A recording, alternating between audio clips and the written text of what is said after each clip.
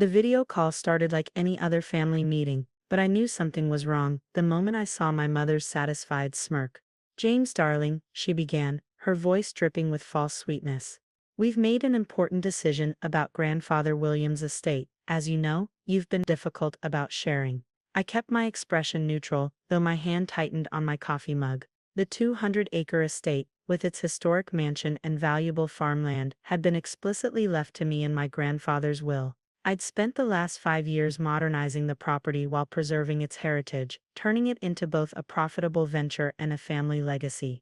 Michael's children need more space to grow, my father chimed in, referring to my younger brother's kids.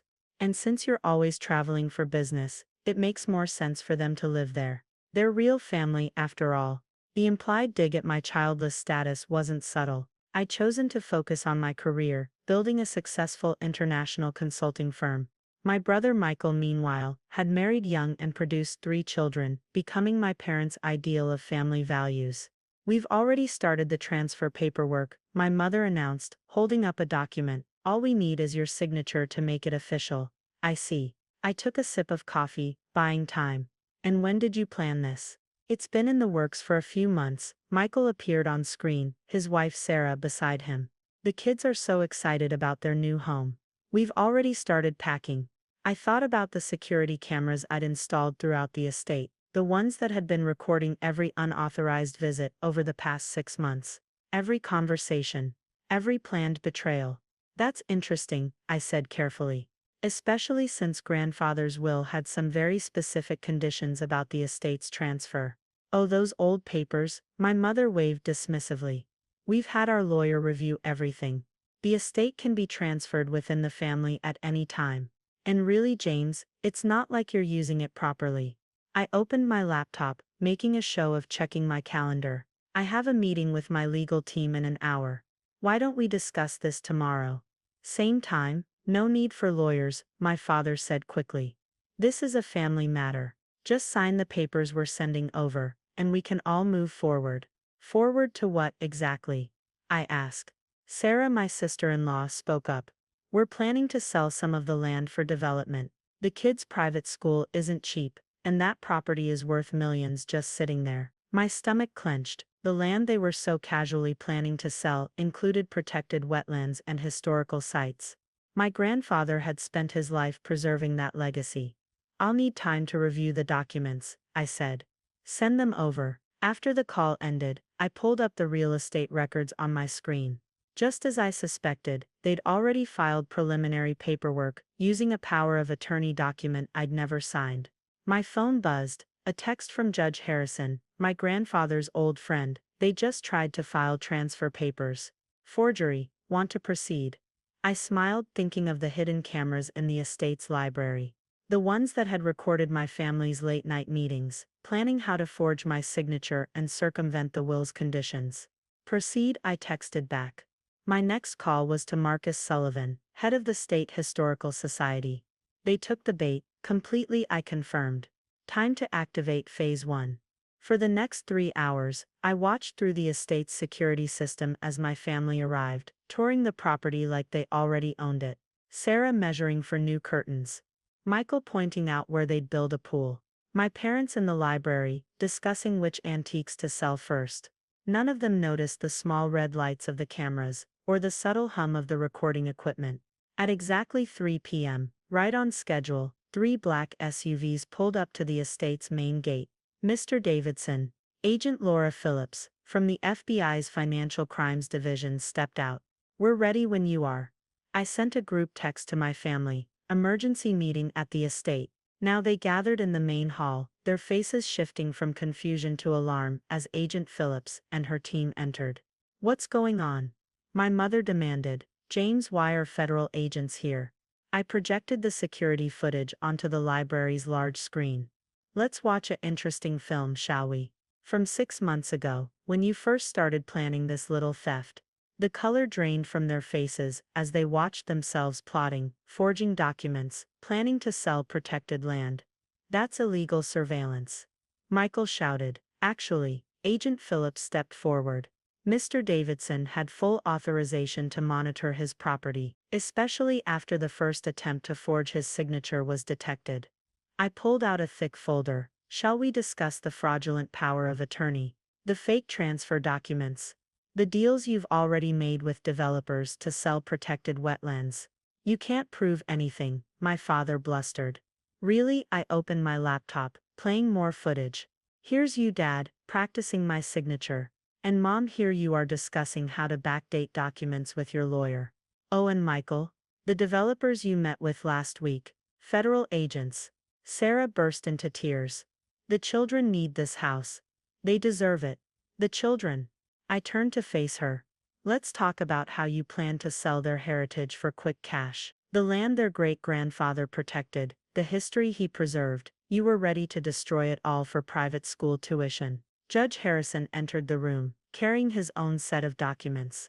I have the original will here, with all its conditions, including the one about attempted fraud automatically triggering the secondary inheritance clause. Secondary clause, my mother whispered. I nodded. If any family member attempts to illegally transfer or sell the estate, it becomes an irrevocable trust, under my sole control, with a permanent conservation easement on the land. You can't do this. Michael lunged forward, but Agent Phillips' team moved quickly to restrain him. Actually, I can, and I have. I handed copies of the trust documents to everyone. As of this morning, when you filed those forged papers, the estate legally transferred into the trust. It can never be sold or developed. And you've all just been recorded attempting to commit federal fraud. My mother sank into a chair, her face ashen. We were only thinking of the family. No, you were thinking of money. Just like when you tried to sell grandfather's art collection last year. Did you really think I didn't know about that? Agent Phillips stepped forward. We'll need statements from everyone. Mr. Davidson has agreed not to press charges. If you cooperate fully, and immediately cease all attempts to claim or transfer the property. And if we don't? My father challenged. I played one final recording, a conversation between them and a developer, explicitly discussing bribes to bypass environmental regulations. Then you can explain to a federal judge why you attempted to destroy protected wetlands for profit, your choice. The next hour was a blur of paperwork and formal statements. My family signed everything put in front of them, their dreams of quick profit crumbling. As they were leaving, my mother turned back.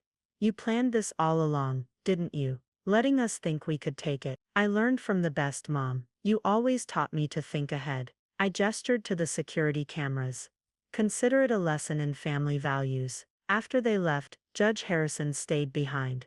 Your grandfather would be proud, James. He knew this might happen. That's why he added that clause. I looked around the grand old house, thinking of the generations of history within its walls. The estate was never about money. It was about legacy, about preservation. And now, I smiled, pulling up the Conservation Trust documents on my laptop. Now it's protected forever. No one can ever sell it or develop it. The wetlands are safe, the historical sites preserved. What about your brother's children? They'll still inherit through the trust. But they'll have to prove they understand the responsibility that comes with it. Just like I did. My phone buzzed with a text from Agent Phillips. They're all cooperating, no charges necessary. But they're not happy. They never understood what this place really means. I told Judge Harrison. To them it was just property to be sold. To me it's a legacy to be protected. And now, I walked to the window, watching the sunset over the protected wetlands. Now it's time to show everyone what that legacy really means. 1 month after my family's failed attempt to steal the estate, I stood in Grandfather William's study, reviewing the changes. The security system had been further upgraded, the historical documentation digitized, and the Conservation Trust was now ironclad. My phone buzzed with a news alert. Davidson Estate announces revolutionary conservation program. The press release had gone live, revealing my plans for the property's future. Within minutes, Michael called. A public education center. He sputtered. You're turning our family estate into a museum. Not just a museum, I replied calmly. A living laboratory for environmental research, historical preservation, and sustainable agriculture. Everything grandfather worked for. But what about the children? Their inheritance? I sat in our grandfather's leather chair, remembering the conversations we'd had here. The trust provides for their education, if they choose to study environmental science, historical preservation, or sustainable agriculture. The legacy isn't about owning the land, Michael. It's about protecting it. Mom's furious, he said. She's talking about contesting the trust. She can try, but the fraud evidence is quite compelling. I pulled up the security footage on my laptop. Would she like me to release it publicly? He hung up. Judge Harrison arrived an hour later for the official trust board meeting. The applications are pouring in, he announced. Universities want to partner with us. Conservation groups are offering funding. Your grandfather's vision is becoming reality. I handed him the latest property surveys. The wetlands are already showing improvement since we expanded the protected areas. And the Historical Society is ecstatic about the restoration project. Your family's still causing trouble, he warned. Your mother's been calling board members, trying to influence them.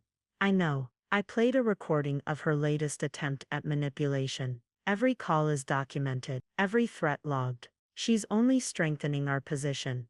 My phone buzzed again. Sarah, this time the kids are crying. They thought they were getting a mansion. How could you be so cruel? I texted back, bring them to the estate tomorrow. Let me show them what they're really inheriting. The next morning, my niece Emma, 12, and nephews, Tyler, 10, and Jason, 8, arrived with their mother. Sarah's expression was cold, but the children's eyes widened as they took in the changes. Uncle James. Emma pointed to the new interactive displays in the entrance hall.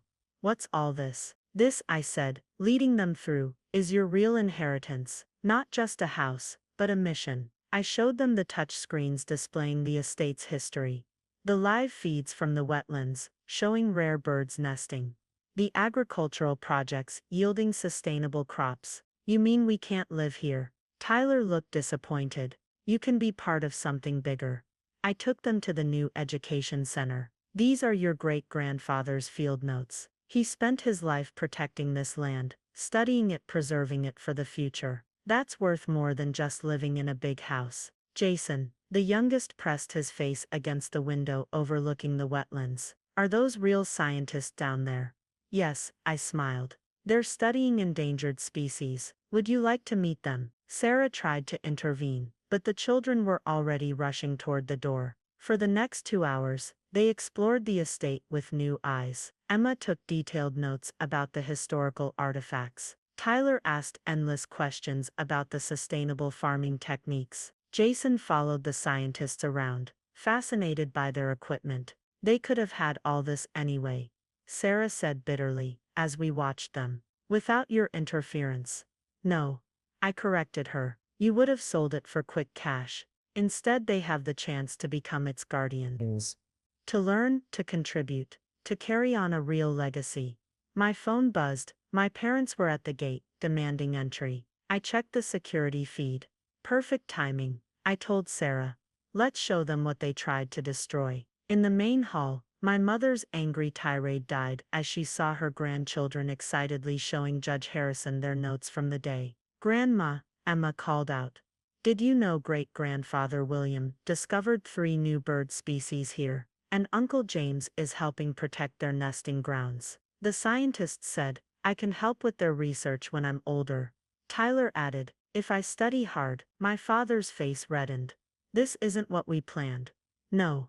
I agreed. You plan to sell it all for profit. Instead, your grandchildren are discovering their true inheritance. Knowledge, responsibility, purpose. We're announcing the scholarship program next week.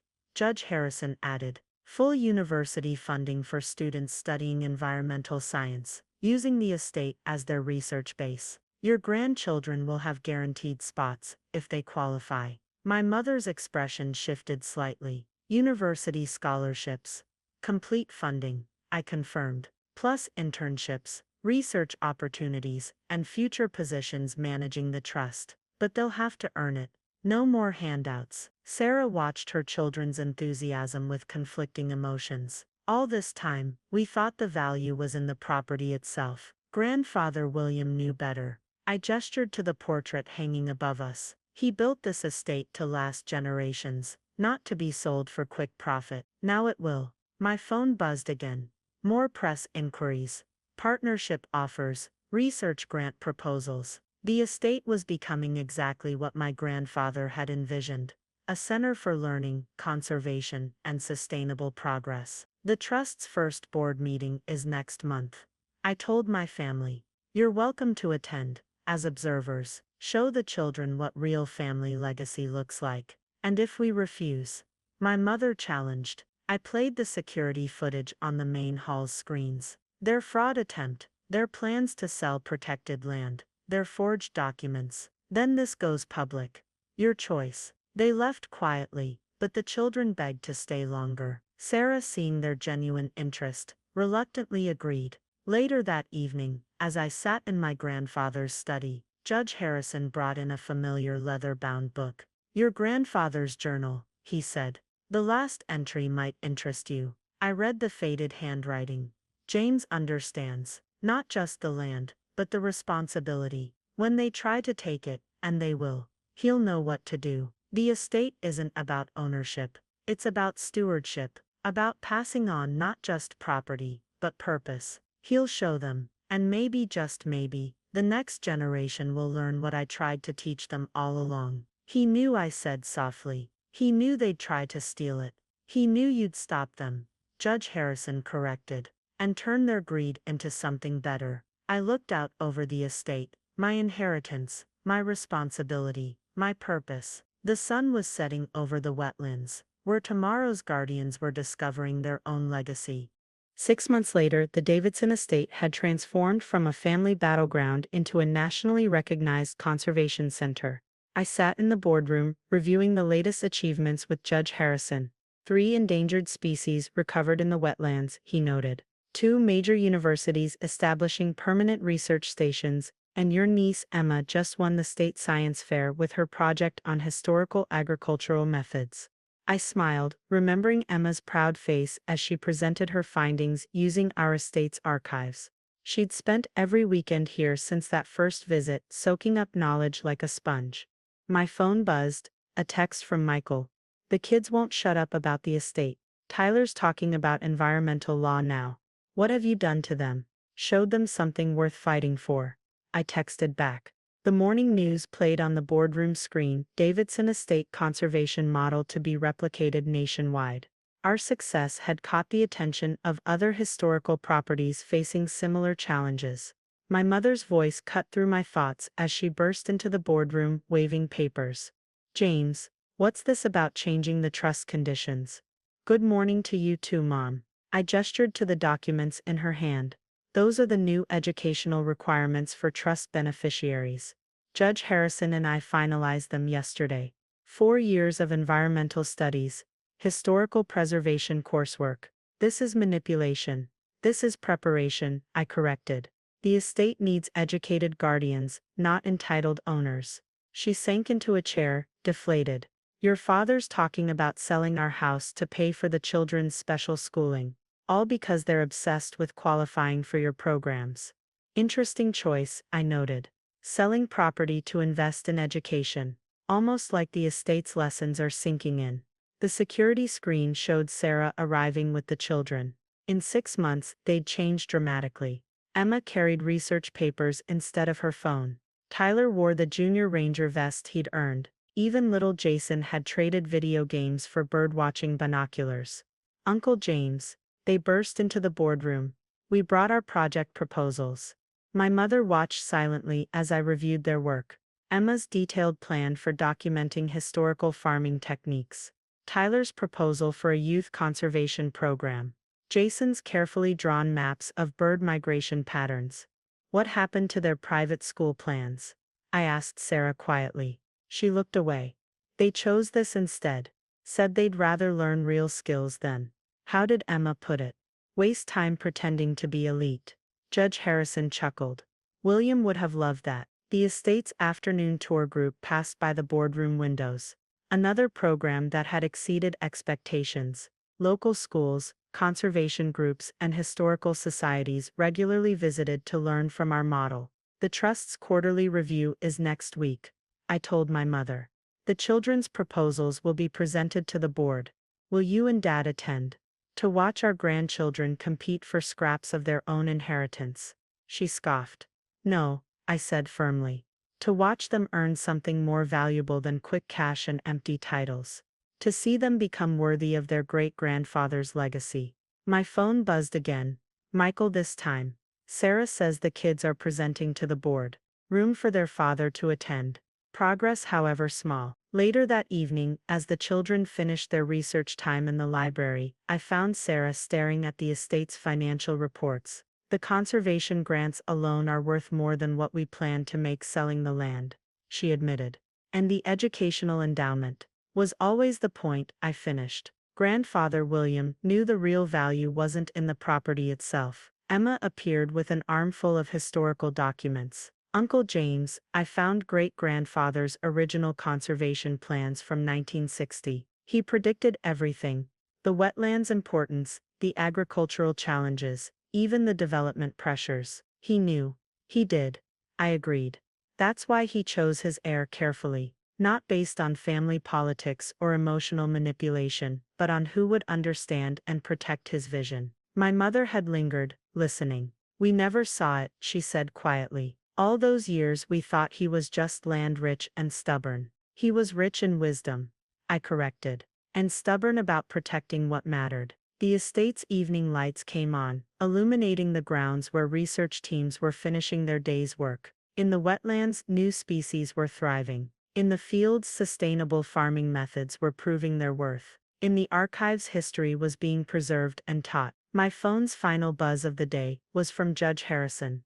William's old colleagues want to award the estate their Legacy Conservation Award. First time given to a private property. I looked at the children, absorbed in their studies. At Sarah, reluctantly admiring the results of our programs. At my mother, finally beginning to understand. The award ceremony, I replied, should be interesting. Full family attendance required. Because sometimes the best revenge isn't in destroying what others wanted to steal, but in transforming it into something they never imagined possible. Something that changes not just the property, but the people themselves. Even if it takes generations to learn the lesson. 1 year to the day after my family's attempted theft, we gathered in the estate's grand hall for the Legacy Conservation Award ceremony. The irony wasn't lost on anyone. Welcome to the Davidson estate. I addressed the packed room of conservationists, academics, and press. A year ago, this property was nearly lost to greed and short-sightedness. Today it stands as a model of conservation, education, and true family legacy. My parents sat in the front row, their expressions a mix of resignation and dawning respect. Beside them, Michael and Sarah watched their children prepare to present their first official reports to the trust board. Our grandfather, William Davidson, understood something fundamental. I continued. Legacy isn't about ownership, it's about stewardship. Not about what you possess, but what you preserve. The screens behind me showed the estate's transformation, endangered species returning to the wetlands, sustainable agriculture programs yielding results, historical archives being digitized and shared worldwide. Emma stepped up first, poised and professional despite her young age. Our great-grandfather's conservation methods were decades ahead of their time, she began, displaying her research findings. By following and expanding on his original plans, we've increased biodiversity in the wetlands by 40% this year alone. I caught my mother wiping away tears as her granddaughter commanded the room's attention. Tyler followed, presenting the youth conservation program he'd developed. We've enrolled over 200 local students, he reported proudly. They're learning to be the next generation of environmental guardians. Even Jason, no longer the video game addicted child of a year ago, shared his bird migration study with confidence. Judge Harrison took the podium. William Davidson left this estate to the one person who understood its true purpose. Today we see the wisdom of that choice. The award presentation began, but I was watching my family. Michael, who'd once schemed to sell the wetlands, was now taking notes on Tyler's conservation programs. Sarah, who'd valued only the mansion's prestige, was discussing research grants with university representatives. The trust has established permanent scholarships at 5 universities, I announced. full funding for students pursuing environmental science, historical preservation, and sustainable agriculture. The first recipients include 3 very special students who learned that true inheritance isn't about taking, but about giving back. Emma, Tyler, and Jason stepped forward to receive their scholarship certificates, not handouts, but opportunities earned through hard work and genuine passion. My mother approached me after the ceremony. "Your grandfather would be proud," she said softly. "Not just of what you've done with the estate, but of what you've done for the children." "They did it themselves," I corrected.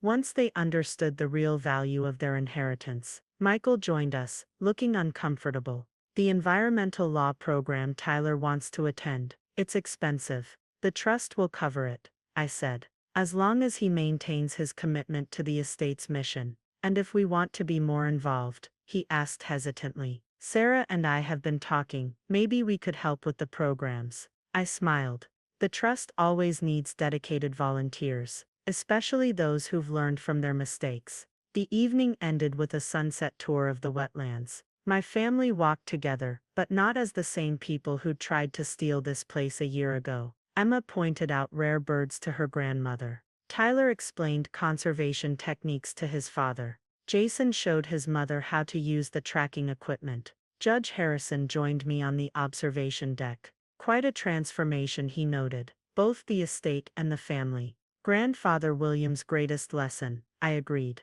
"Sometimes people need to lose something to understand its true value." My phone buzzed one last time. A message from the National Conservation Society, Davidson Estate model to be implemented nationwide. "Congratulations on changing the future of private land conservation." I looked out over the property as darkness fell. Security lights illuminated the research stations, where tomorrow's scientists would continue their work. Motion sensors tracked wildlife moving safely through their protected habitat. Cameras monitored and documented a legacy not just preserved, but enhanced. "Ready for Phase 2? Judge Harrison asked. I nodded, thinking of the expansion plans, the new programs, the growing network of protected properties following our model. "The best revenge," I said, "isn't just stopping people from destroying something precious. It's transforming it into something so valuable they finally understand what they almost lost." Below us, my family walked the paths of their reformed understanding, guided by the next generation of true inheritors. Sometimes the greatest victory isn't in winning the battle, but in changing the warriors themselves. The end.